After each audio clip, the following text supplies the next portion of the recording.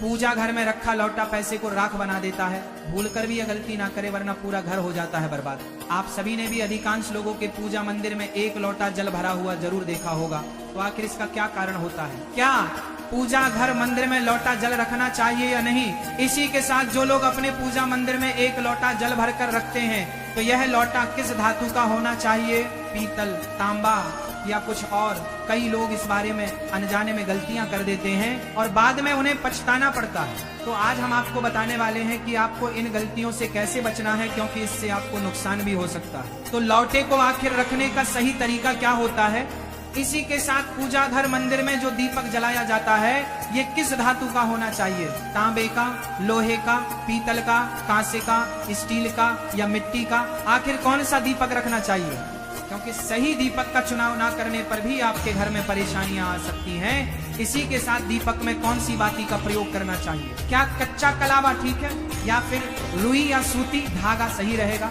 अब कई लोग इन बातों को छोटी समझकर नजरअंदाज कर देते हैं, जिससे कि उन्हें पितृदोष, शनि दोष, काल सर्प दोष या गरीबी जैसी समस्याओं का सामना करना पड़ता है।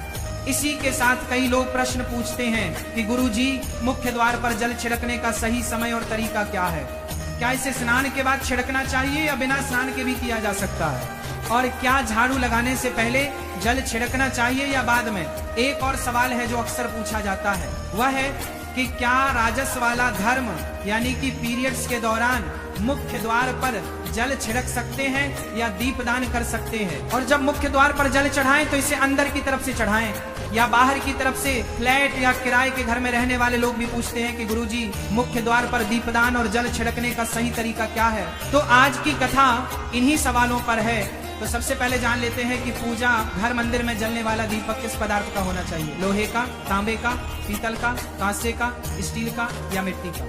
आखिर घर में कौन सा दीपक रखना शुभ माना जाता है? अगर गलती से भी घर में गलत धातु का दीपक रखा जाता है तो पूरा घर अस्त व्यस्त हो जाएगा, कंगाल हो जाएगा और बर्बाद हो जाएगा। देखिए, स्टील के दीपक में पूजा करने से घर में शनि को नाराज किया जाता है और लोहे के दीपक से भी पूजा नहीं करनी चाहिए, क्योंकि इससे घर में गरीबी आ जाती है। बाजार में लुभाने के लिए कांच के दीपक भी आ गए हैं, लेकिन बिल्कुल भी गलती से भी घर में कांच का दीपक ना लाएं, नहीं तो राहु केतु आपके घर में आ सकते हैं और घर बर्बाद हो सकता है। कांच का दीपक शनि और राहु को नाराज करता है और तांबे का, पीतल का और मिट्टी का दीपक धन की देवी लक्ष्मी को आकर्षित करता है।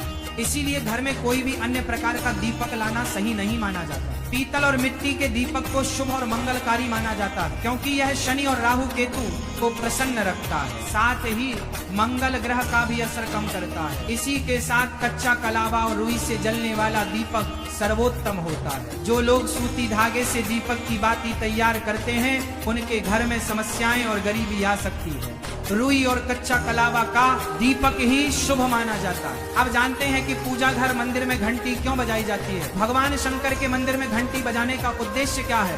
ताली क्यों बजाई जाती है? तो शास्त्रों के अनुसार जब भी आप मंदिर में या घर के पूजा मंदिर में घंटी बजाते हैं तो शिव महापुराण, लिंग पुराण और विष्णु पुराण में कहा गया है कि घंटी का नाद करते ही जितने तीर्थ है साधक जो साधना कर रहे हैं, जप और तप हो रहे हैं, जितने दान किए जा रहे हैं, उन सभी का पुण्य फल उस समय आपके खाते में जमा हो जाता है। अब मंदिर में ताली बजाने का महत्व भी समझिए। जब लोग भजन कर रहे होते हैं, साधना में होते हैं, अभिषेक कर रहे होते हैं या पूजा में व्यस्त होते हैं तो 3 बार ताली बजाने से उनका पूरा पुण्य हमारे खाते में आ जाता है, जिससे हमारा भाग्य उज्जवल हो जाता है। एक महत्वपूर्ण बात यह है कि घर में गरुड़ घंटी का नाद करना बेहद शुभ माना जाता है, मगर बच्चों को खेल के तौर पर घंटी नहीं दी जाती, क्योंकि घंटी का नाद करते समय सभी का पुण्य हमारे खाते में आ जाता है। इसीलिए घंटी का नाद केवल पूजा और भजन के समय ही करना चाहिए, इसे खेल खिलौने के रूप में ना लें। मंदिर में घंटी बजाने का तरीका भी महत्वपूर्ण है। यह हमेशा प्रेम और श्रद्धा से बजानी चाहिए, ना कि जोर जोर से। कई बार लोग मंदिर का पट बंद होने के बाद भी घंटी बजा देते हैं, जिससे पाप लगता है। तो अगर भगवान मंदिर में विश्राम कर रहे हैं तो उस समय घंटी बजाना घोर पाप माना जाता है। मंदिर बंद होने पर घंटी को रस्सी से बांध दिया जाता है ताकि वह ना बजे। घंटी बजाने का सबसे शुभ समय सुबह 4 बजे से लेकर 11 बजे तक होता है, क्योंकि यह समय अत्यंत मंगलकारी होता है। इसके अलावा शाम 6 बजे से रात 11 बजे से पहले भी घंटी बजाई जा सकती है। रात 12 बजे के बाद मंदिर के पट बंद कर दिए जाते हैं और देवी देवता विश्राम करते हैं। इस समय घंटी बजाना पुण्य के बजाय पाप का कारण बन सकता है। अब कई लोगों का प्रश्न रहता है कि गुरुजी मंदिर में जल क्यों रखा जाता है? तो इस जल को अमृत माना जाता है और यह देवी देवताओं के लिए विशेष महत्व रखता है, क्योंकि मंदिर में 1 लोटा जल रखना उतना ही आवश्यक है जितना कि आप रोजाना भोजन करते हैं। जब हम भगवान की पूजा करते हैं तो तांबे या पीतल के पात्र में 1 लोटा जल जरूर रखना चाहिए। यह जल एक सागर की तरह होता है और हमारे जीवन के दुखों को समाप्त करने में मदद करता है। यदि कोई व्यक्ति भगवान को रोजाना भोजन नहीं करा सकता तो वह मंदिर में 1 लोटा जल रख सकता है, जिससे उसकी पूजा पूरी होती है, ताकि भगवान इसे ग्रहण करें और यह जल रूपी प्रसाद अगले दिन सुबह आप प्रसाद समझकर ग्रहण करें। लेकिन याद रखें, मंदिर में रखा जल कभी भी तुलसी में अर्पित नहीं करना चाहिए, क्योंकि यह जल सभी देवी देवता ग्रहण करते हैं। अगर आपके घर में लड्डू गोपाल या राधा कृष्ण है और आप 1 लोटा जल उनके लिए अर्पित करते हैं तो आप अगले दिन यानी सुबह के समय वह जल तुलसी में चढ़ा सकते हैं। मंदिर में रखा जल अगले दिन यानी सुबह अपनी आंखों को धोने के लिए प्रयोग करें। इससे आंखों की रोशनी बढ़ती है और आंखों की बीमारियां दूर होती हैं। इसी के साथ जो लोग मंदिर में 1 लोटा जल भरकर नहीं रखते, उनके घर में अकाल पड़ जाता है, घर की स्थिति खराब हो जाती है, परिवार में मुसीबतें आ जाती हैं और गरीबी का सामना करना पड़ता है। आप चाहे तो 1 लोटा जल में फूल आदि डालकर रख सकते हैं, जो बहुत शुभ माना जाता है। मंदिर में रखा जल का एक और उपयोग यह है कि इसे घर की रसोई में खाना बनाने में या पीने में भी प्रयोग कर सकते हैं। लेकिन यह जल तभी इस्तेमाल करें जब आपके घर में सात्विक भोजन बनता हो। अगर लहसुन या प्याज का इस्तेमाल होता है तो इस जल का प्रयोग खाना बनाने में ना करें।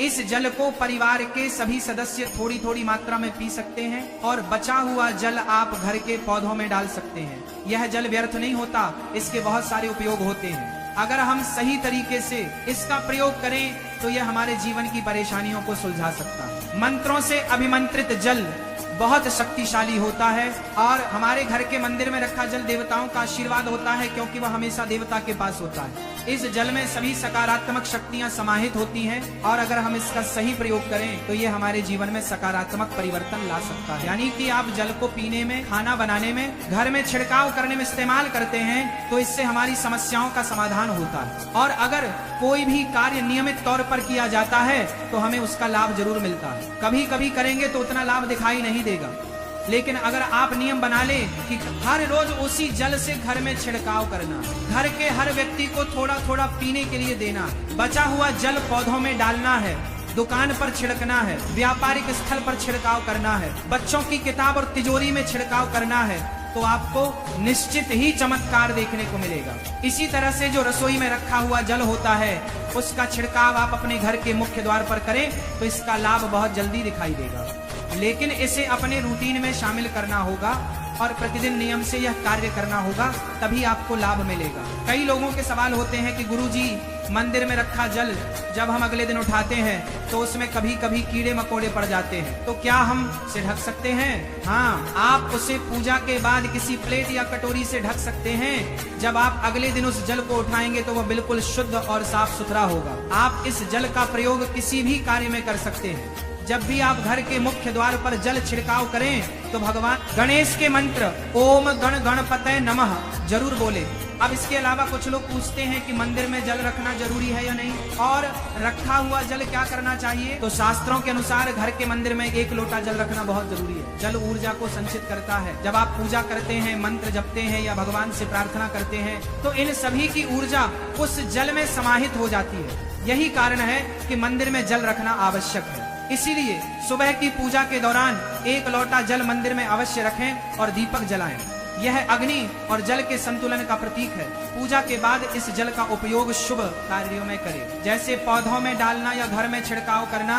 यह सकारात्मक ऊर्जा को बढ़ाता है। सुबह की पूजा के समय हम मंदिर में जल रखते हैं। अगली सुबह जब आप पूजा करने जाते हैं तो सबसे पहले उस जल का उपयोग करें। आप पूरे घर में उस जल का छिड़काव कर सकते हैं। ये जल आपके घर को शुद्ध करता है, क्योंकि यह सकारात्मक ऊर्जा से भरा होता है। इससे कई बीमारियां भी दूर हो जाती हैं और घर में नकारात्मक ऊर्जा का प्रवेश नहीं होता है। अगर आप नियमित रूप से इस जल का छिड़काव करते हैं तो आपके घर की समस्याएं धीरे धीरे खत्म होने लगती हैं। कभी कभी लोग ये शिकायत करते हैं कि दवाइयां असर नहीं करती। ऐसे में अगर दवाइयां के साथ साथ रोगी को इस जल को पिला दिया जाए तो दवाइयां जल्दी असर करने लगती हैं। इसी तरह अगर परिवार में कलह और झगड़े रहते हैं तो परिवार के सभी सदस्य इस जल को थोड़ा थोड़ा पी सकते हैं। इससे धीरे धीरे सकारात्मक विचारों का प्रवाह थोड़ा शुरू होता है और घर में शांति और समन्वय आता है। अगर आपका कोई व्यापार है या दुकान है तो इस जल का थोड़ा सा छिड़काव वहां भी करें। ये आपके व्यापार को सफल बनाता है और किसी भी तरह की परेशानी से भी बचाता है, क्योंकि यह जल बेहद सकारात्मक ऊर्जा से भरा होता है। अब यह भी जान लेते हैं कि मुख्य द्वार पर जल छिड़कने का सही समय और विधि क्या है। तो अगर आप मुख्य द्वार पर जल चढ़ाते हैं तो आपको यह ध्यान रखना है कि जल को रात में सोने से पहले एक पात्र में भरकर रखना चाहिए। आप कोई भी पात्र ले सकते हैं, जैसे तांबे, पीतल, स्टील या चांदी का। यदि गंगा जल उपलब्ध हो तो उसे थोड़ी मात्रा में डालें और फिर शुद्ध जल से पात्र भर दें। अगर गंगा जल नहीं है तो केवल शुद्ध जल भी पर्याप्त है। अब इस जल से भरे पात्र को आप अपने घर की रसोई में रख दीजिए और सुबह उठकर इस जल का छिड़काव आप अपने घर के मुख्य द्वार पर करें। मुख्य द्वार पर सुबह सबसे पहले छिड़काव किया गया जल घर की सभी समस्याओं को दूर करता है। यदि आप नकारात्मक ऊर्जा, मानसिक परेशानी, आर्थिक तंगी या वास्तु दोष से परेशान हैं तो यह उपाय परेशान आपकी मदद करे। रसोई में रखा जल मुख्य द्वार पर छिड़कने से आपके घर की परेशानियां समाप्त हो सकती हैं। यह उपाय न केवल वास्तु दोष और पितृदोष को समाप्त करता है बल्कि तंत्र मंत्र या बुरी नजर के प्रभाव को भी खत्म करने में सहायक है। इस उपाय को नियमित करने से घर में सुख समृद्धि बनी रहती है और बीमारियों से भी मुक्ति मिलती है। आपको यह जल सूर्योदय से पहले मुख्य द्वार पर छिड़कना चाहिए। अगर सूर्योदय के बाद आप मुख्य द्वार को अन्य जल से धोना चाहे तो यह कोई समस्या नहीं है भक्तों, लेकिन यह विशेष जल सूर्योदय से पहले ही छिड़क दिया जाना चाहिए। अब कई लोग पूछते हैं कि क्या यह जल छिड़कने से पहले स्नान करना जरूरी है या बिना स्नान किए भी इसे किया जा सकता है। तो देखिए, जो जल हम सुबह मुख्य द्वार पर छिड़कते हैं वह एक महत्वपूर्ण उपाय है। इसे स्नान करने के बाद करना आवश्यक नहीं है। इसीलिए सुबह जल्दी उठे, सबसे पहले रसोई में जाएं और पहले से रखे जल को लेकर मुख्य द्वार पर जाएं। मुख्य द्वार खोलें और इस जल का छिड़काव करें। जल छिड़कते समय अपने पितरों और माँ लक्ष्मी का ध्यान जरूर करें। ऐसा कहा जाता है कि सुबह सुबह माँ लक्ष्मी हर घर के द्वार पर आती है। जिन घरों के द्वार खुले होते हैं और जहाँ जल का छिड़काव किया गया होता है वहाँ माँ लक्ष्मी प्रवेश करती है। जल छिड़कते समय अपने मन में माँ लक्ष्मी से प्रार्थना करें, हे माँ लक्ष्मी कि आप मेरे घर में प्रवेश करें, मैं आपका स्वागत करने के लिए तैयार हूँ। उसके बाद पितरों का ध्यान करें, क्योंकि घर की दहलीज को पितरों का वास स्थान माना जाता है। जब आप दहलीज पर जल छिड़कते हैं तो पितर भी प्रसन्न होते हैं और उनका आशीर्वाद आपको मिलता है। तो आपको स्नान करने की आवश्यकता नहीं, आप बिना स्नान किए भी यह कार्य कर सकते हैं। आपके अगले प्रश्न की बात करें कि क्या जल का छिड़काव झाड़ू लगाने के बाद करना चाहिए या पहले, इसका उत्तर यह है कि सुबह उठने के बाद सबसे पहला कार्य जल का छिड़काव करना चाहिए। इसके बाद आप झाड़ू लगा सकते हैं। सुबह उठते ही सबसे पहले बिस्तर पर बैठकर अपने दोनों हथेलियों को देखें और माँ लक्ष्मी का ध्यान करें। फिर दोनों हाथ जोड़कर देवी देवताओं को प्रणाम करें। इसके बाद हाथ से धरती माता को स्पर्श कर प्रणाम करें और धीरे से अपना दाहिना पांव जमीन पर रखें। फिर रसोई में जाकर जल लें और मुख्य द्वार पर जल छिड़क दें। जल छिड़कते समय माँ लक्ष्मी और भगवान विष्णु का ध्यान अवश्य करें। अब उसके बाद आप अपने घर के अंदर आकर अपनी दिनचर्या जैसे झाड़ू लगाना, स्नान करना आदि कर सकते हैं। अब कुछ लोगों का यह सवाल होता है कि क्या जल छिड़कने के बाद मुख्य द्वार की सफाई की जा सकती है? तो हाँ, आप ऐसा कर सकते हैं। पहले रसोई में रखा जल मुख्य द्वार पर छिड़क दें। इसके बाद अतिरिक्त पानी लेकर मुख्य द्वार की अच्छे से सफाई झाड़ू या पानी से कर सकते हैं। अब महाराज, कुछ लोगों का सवाल रहता है कि अगर वे फ्लैट या किराए के कमरे में रहते हैं तो जल का छिड़काव और दीपदान कहाँ करें? तो इसका उत्तर यह है कि आप जहां रहते हैं वहां के गेट को ही अपना मुख्य द्वार माने। यानी कि जिस दरवाजे पर आपका नाम लिखा हो या नेम प्लेट लगी हो वहीं पर जल छिड़कना है और दीपदान करना। अगर आपके पास एक ही कमरा है तो कमरे के दरवाजे को मुख्य द्वार माने और वहीं पर यह उपाय करें। अब अगला सवाल यह है कि क्या पीरियड्स के दौरान मुख्य द्वार पर जल छिड़का जा सकता है और दीपदान किया जा सकता है? तो महाराज, जल छिड़कने के लिए पीरियड्स का कोई असर नहीं होता। आप जल छिड़क सकते हैं, लेकिन दीपदान कार्मिक पूजा में आता है जो कि बिना शुद्धता के नहीं किया जा सकता। यानी कि पीरियड समाप्त होने के बाद ही आप नित्य दीपक दान कर सकते हैं।